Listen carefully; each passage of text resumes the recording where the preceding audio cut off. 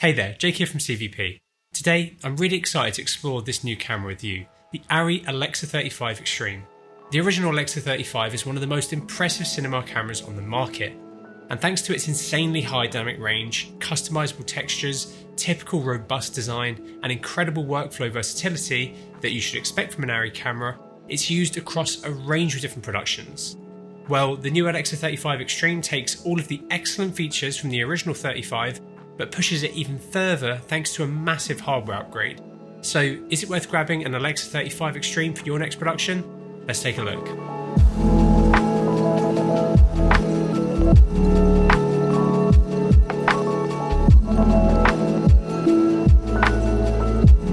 The new Xtreme branding is a nod to the 435 Xtreme, which is known for being an absolute workhorse of a camera and some really high frame rates. This new camera takes everything great from the original Alexa 35, but thanks to a complex hardware upgrade, can do a few very special things that the original 35 could not do. ARRI were kind enough to lend us this camera to run some testing and shoot some creative examples. Using the Alexa 35 Xtreme is unsurprisingly very nice. We managed to shoot a bunch of tests, and we even managed a little creative shoot with the fantastic Hannah, who made us some lovely shoe bun pastries in her beautiful kitchen.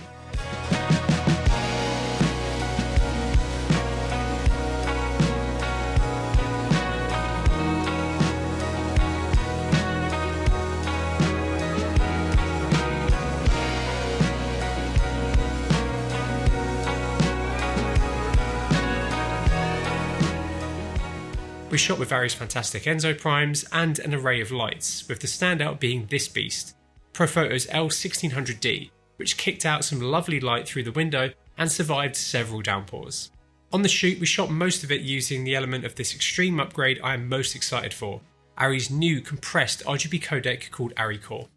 Previously with ARRI cameras, you've only had the option to shoot either ARRI RAW, which has excellent image quality and post-production flexibility, but is uncompressed so can result in a huge amount of data, or ProRes, which is a nice codec for post-production, but it's a compressed format with no post-RAW controls.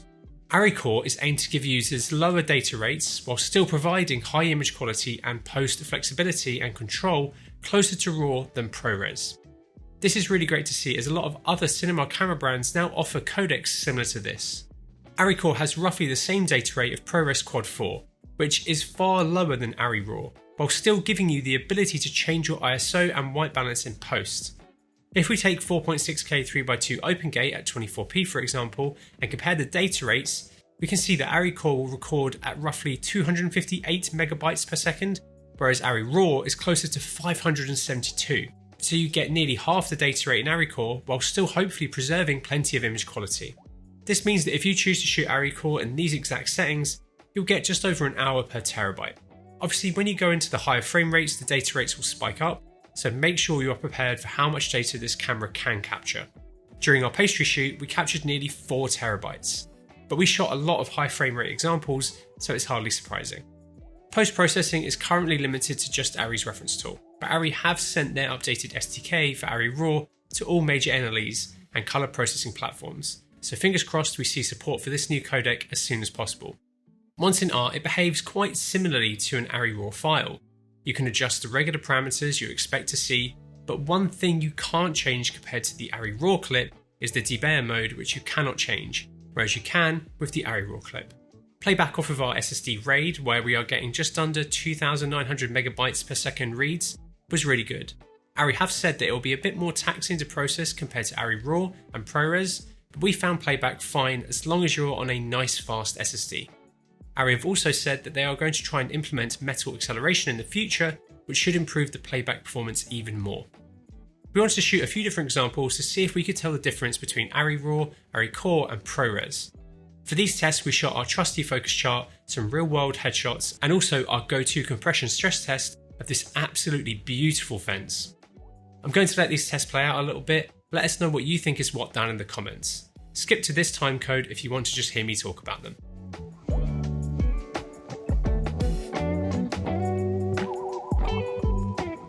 Going through each clip in ARRI's reference tool, we can see a clear difference between ProRes and the other two. But when switching between ARRI RAW and ARRICORE, it's actually quite hard to see any difference in detail and compression artifacts. They both look great and have that fantastic ARRI colour and good detail. When tweaking white balance and ISO of both of these different clips, they perform very similarly. I'm excited to get these ARRICORE clips directly into Resolve and see how they behave. But for our creative examples that we've sprinkled through the video, we've had to white balance and adjust EI in Art, and then we've exported them out as a log C4 ProRes, which we then coloured through Resolve. The Alexa 35 could do some pretty decent frame rates already, but this new upgrade cranks them up quite a bit, though by how much depends on what codec and format you choose to shoot. In ARRI RAW, you only get an extra 5 in 4.6K 3x2 OpenGate, but this is because this is the absolute maximum data rate that the 2TB codec drives can handle. But you do have some serious upgrades past this. You now have the ability to go up to 190 frames in 3.8K 2.39:1 and 2K 60x9 up to 330 frames per second. When you hop into ProRes or ARRICORE, the frame rates jump up even more, with it topping out at 240 frames per second in 3.8K 239:1. As you should expect from ARRI, the high frame rate footage from this camera looks excellent. Footage is really detailed and it's really easy to make it look fantastic thanks to ARRI's excellent and easy to use colour science. I really like the look of the 3.8K 2.39:1 240. It's a really nice balance between resolution and frame rate and can produce some really beautiful imagery. Comparing ARRI RAW and ARRI Core at these frame rates, they look very similar. Both look detailed, and on the ARRI Core, I can't really see any kind of deburring issues or artifacting. They both look really clean. While these new frame rates are good, if you want to get even more out of this camera, you can with the new Sensor Overdrive mode. This new mode allows you to capture even higher frame rates in ARRI Core, but it does reduce your dynamic range down from 17 stops to 11, essentially trimming off the top 6 of your highlights. To get into Overdrive, you have to go into the FPS menu and then hit Overdrive. This will then force you to restart the camera, and then when you head into the menus again, it will note that you are in this new mode. ARRI have even limited the minimum frame rates to higher frame rates than in the regular mode. Because of the substantial 6-stop reduction in dynamic range, ARRI recommends shooting in regular mode unless you are shooting at the higher frame rates that this mode unlocks. And locking you out of going below these is to make sure that you don't accidentally have the camera in overdrive while shooting at a regular frame rate or in a scene that should just be shot in the regular mode where you can capture the most amount of dynamic range possible. You can only use this new mode in ARRICORE and you'll be able to capture 4.6K 3x2 OpenGate up to 165 frames per second, 4K 60x9 up to 210, and 2K 60x9 up to 660 frames per second. Weirdly, in the 3.8K 2.39:1, in both overdrive and regular mode, you are limited to 240 frames. So if you're just shooting that resolution and frame rate, the suggestion is just to shoot with overdrive off. The image quality in overdrive mode is still good, but you can definitely see a difference in dynamic range when shooting, which is hardly surprising. It's very easy to clip your highlights in uncontrolled shooting situations, but if you've used a dedicated high-speed camera before, it's like using one of those. You need to be lighting and composing your shots with this in mind. When in overdrive, the camera's native EI changes from 800 up to 1600, but ARRI actually recommends shooting even higher at 2560. This is to help preserve your highlights, though when you do this, you will get a slightly noisier image overall, so you'll definitely need to run some noise reduction in post, as the camera isn't doing any heavy noise reduction in camera. With how easy it is to clip your highlights, which won't be recoverable, and how good post noise reduction has got, this methodology does make sense. ARRI have also adjusted the false colour to work the same way across both sensor overdrive on and off, which will make it really nice to use when shooting in this new mode. When shooting in overdrive in the crop 2K mode, you can get some noisy clips from time to time, especially when you're underexposed a little bit, but the higher resolution modes look decently clean straight out of camera. Like I said, adding some noise reduction will really help clean these shots up nicely though. With this increase in frame rate also comes a reduction in readout speed. The sensor readout speed on the Alexa 35 was already fantastic, but with this new sensor overdrive mode, they are even better. For these measurements, we used our own in-house tool so we can give you some numbers and compare them to other cameras we've measured before. We can see that with overdrive off in the camera's 4.6K open gate mode, it has a readout time of roughly 8 milliseconds, and then with the overdrive mode on, it drops down to roughly 4 milliseconds. Overall, you get roughly half the readout time when in overdrive mode, which is really good, but the regular mode was already pretty quick. As we said, at the moment, you are capped at a pretty high frame rate when in overdrive mode, but I think it could be good to allow people to shoot at lower frame rates for people who really need the insanely fast readout speeds that this new mode enables, but at more regular frame rates. while obviously sacrificing the 6 stops of dynamic range at the top. There will be someone who needs it, and if you think it's something you would use, let us know in the comments below. I think this is a really smart way to offer more versatility out of the camera. The Alexa 35 has some of the highest dynamic range and especially highlight retention on the market.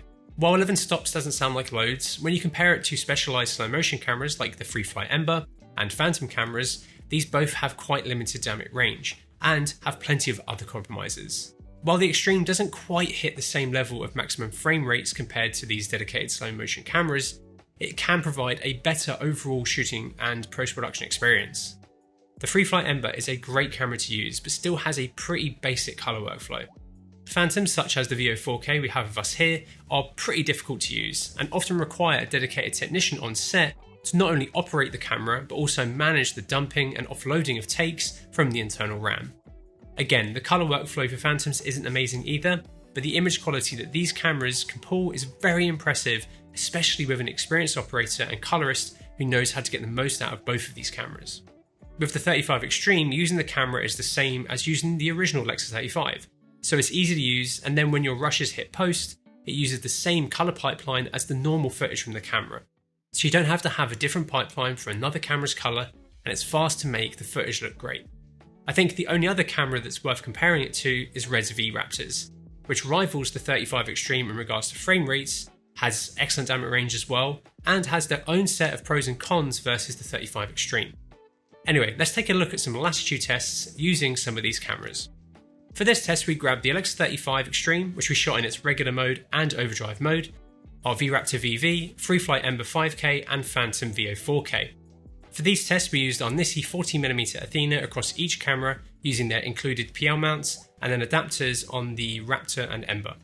Here's a breakdown of our methodology for these tests. Right, let's take a look at the results.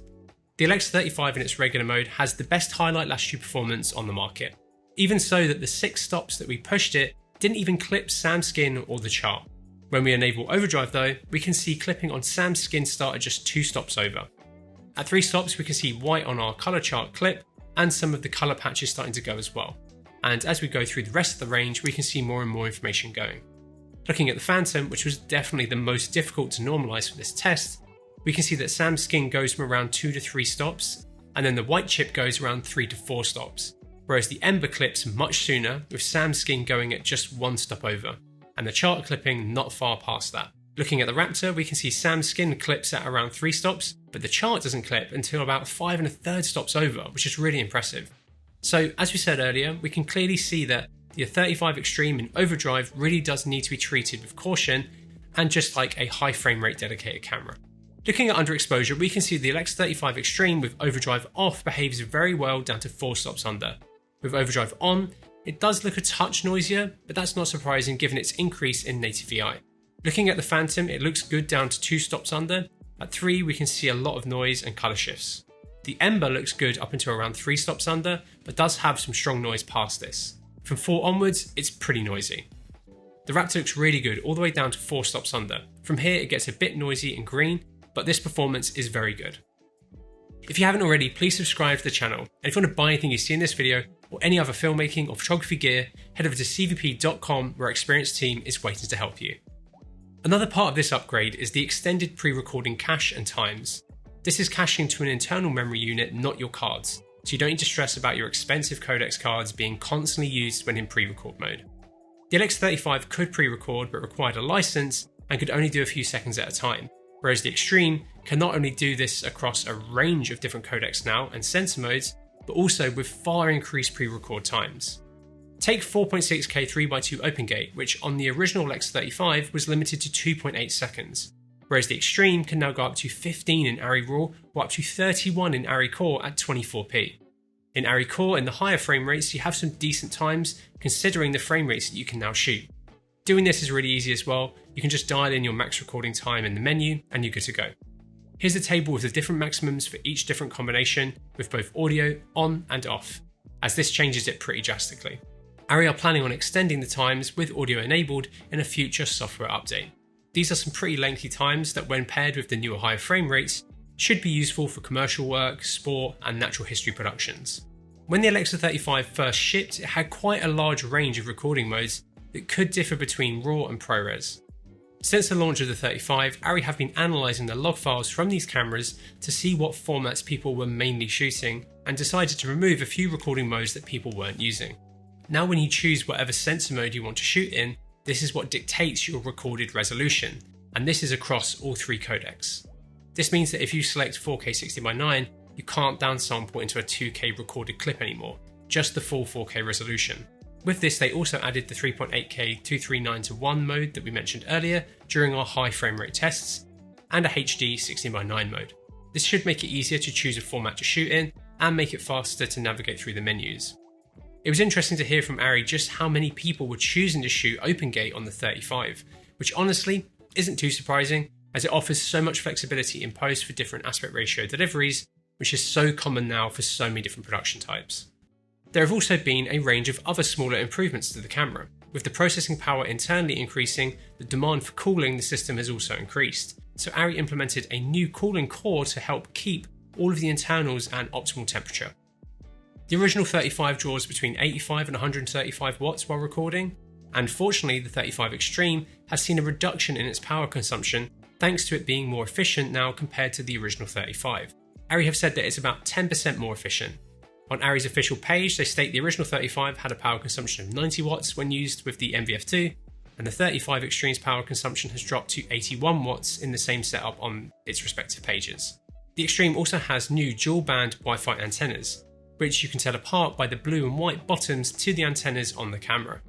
The ability to connect to 5 GHz networks has also been added, and the camera can now automatically roam when on a mesh network. The camera will also now remember Wi-Fi networks it has previously connected to, and if you choose, it can reconnect automatically.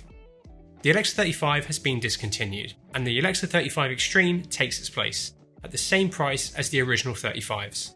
This means that you can now get the Alexa 35 Xtreme Base and Alexa 35 Xtreme Premium in a range of different bundles. ARRI have created this neat little table which helps break down what each camera comes with, and then what license you may need for what if you are using a base camera. The Premium is obviously fully loaded with everything, whereas the Base is limited just like the original base model 35. But the Xtreme Base does now come with ARRICORE recording, which is nice, but if you want to take advantage of the higher frame rates this camera can now handle, you'll need to grab the Premium or the right license for your base. These cameras are available and shipping right now. If you're an existing Alexa 35 user, ARRI will also be running upgrades of the original Alexa 35 Base and Premium cameras. This upgrade will cost €15,900 or £13,826 excluding taxes for both base and premium cameras. And when you perform this upgrade, they just become Xtreme versions of the camera they came in as, with all pre-installed licenses being retained. This upgrade can only be carried out in Munich, London and LA at the moment, but other service centres around the world are being prepared to offer this service. This isn't just a simple firmware update. The camera has to be completely disassembled and brand new hardware is fitted to enable all these lovely improvements. This includes a faster processor, faster access to increased on-chip memory, and a redesigned cooling system to help keep all this extra processing and power cool. With only a few locations able to upgrade the cameras around the world, I think it's going to take some time for ARRI to work through the backlog of people looking to upgrade their cameras. If you are wanting to upgrade your camera, please reach out to us via demo@cvp.com and we can help get you all booked in. Since the Alexa 35 was released all the way back in 2022, the camera has been used on a bunch of high-profile film and television productions and across the commercial and advertising world for its frankly silly amount of dynamic range and excellent ARRI image quality. These updates from ARRI make the 35 Xtreme an even more versatile camera than the Alexa 35 already was. ARRI have pushed a lot out of this camera and added features that I think do make it more appealing to a slightly wider range of productions. ARRICORE should allow for productions that can't handle the amount of data that shooting ARRI RAW can result in to use this excellent system. And the higher frame rates should be helpful for plenty of productions, but I don't think the maximums are quite close enough to replace using a dedicated slow motion camera for everything. The quality of the footage is undeniably fantastic, and being able to capture ARRI image quality and colour at higher frame rates is great. ARRICORE is certainly the standout though. It really does deliver a great image and file for post-production, and this will be even better once native support hits Resolve and other colour programs. Anyway, let us know what you think of the Alexa 35 Xtreme, and if you have any further questions about it down in the comments below. If you like the video, please give it a like, and maybe consider subscribing so you don't miss out on our awesome upcoming content. And thank you so much for watching.